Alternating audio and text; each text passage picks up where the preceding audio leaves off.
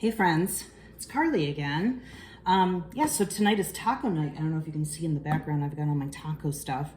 And I'm just getting ready to cook dinner. So I'm gonna do some onions and some garlic. And I wanted to show you something really outstanding if you've never seen it before. First of all, I've got my Santoku knife, my absolute favorite knife in the entire world. It's weighty, it's heavy, it's ergonomically designed so it feels really awesome in your hand. It's got little slots on the side of it so that food has a tendency not to stick to it. And it's just really an awesome size for cutting and chopping. So cutting and chopping takes the most time in the kitchen, and that's why people get kind of irritated when they have to cook dinner. So I'm gonna show you our food chopper right here. You can chop it into smaller bits, just like I did. I have it chopped into four equal parts, and I'm just gonna take my chopper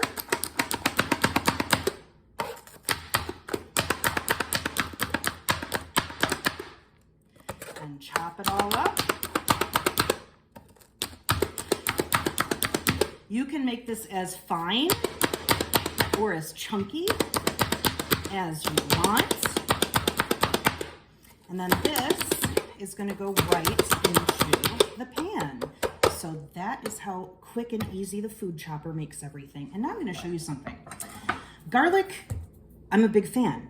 I hate working with garlic. I don't know if you guys hate working with garlic, but I absolutely hate it. Today, I'm actually just gonna use my food chopper to chop this up. Normally, I would use my garlic press because garlic is sticky and it's hard to get the little, I don't know, jackets off, the wrappers, if you will, the skin of the garlic. So this is actually, it's just a little piece of rubber, and I'm gonna take my garlic clove one at a time. I take that and I just put it inside the little tube. You see it right there. Now, all I'm gonna do is push down on it and roll it. And out comes perfectly peeled garlic. Just kind of boop, boop, boop. And there's the skin, and the garlic is separate. I'm gonna do the same thing for my other two cloves. Just roll it a couple of times, perfectly peeled, and that just kind of comes out. Last one, right in here. Roll, roll, roll. Perfectly peeled, look at that. Perfect, absolutely perfect. Now I'm gonna actually, instead of pressing my garlic today, I'm gonna chop it so that it's nice and fine. I can put that right in with my onions to season my hamburger. So I put that on my chopping board. I like my garlic pretty fine.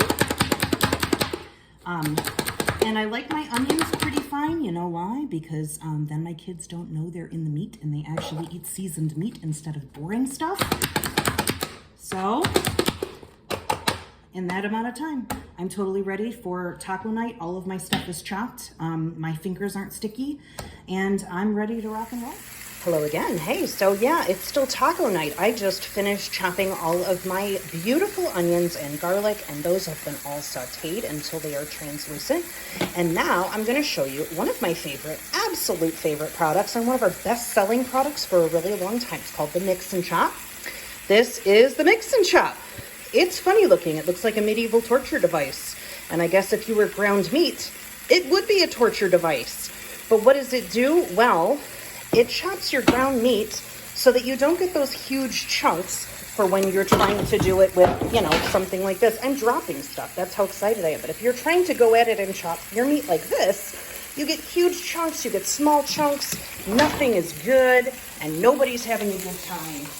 So I'm gonna show you how to use the Mix and Chop on your meat. I've put my meat in the pan and let it sit for just a couple of seconds to get a decent sear on the bottom.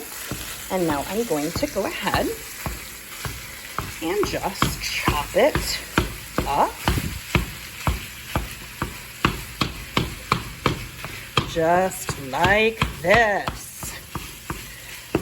Now, you can see the beginning of the process. As the meat cooks, you'll actually be able to break it down even more so that it's not, you know, still kind of sticking together.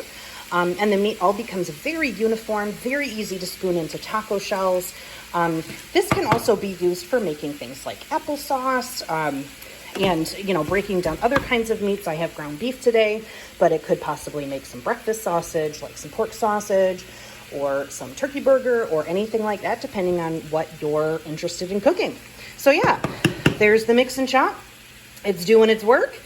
And taco night is going to be an absolute amazing success. Here is the final product of using my mix and chop. You can see that the meat is all beautifully, beautifully cut up.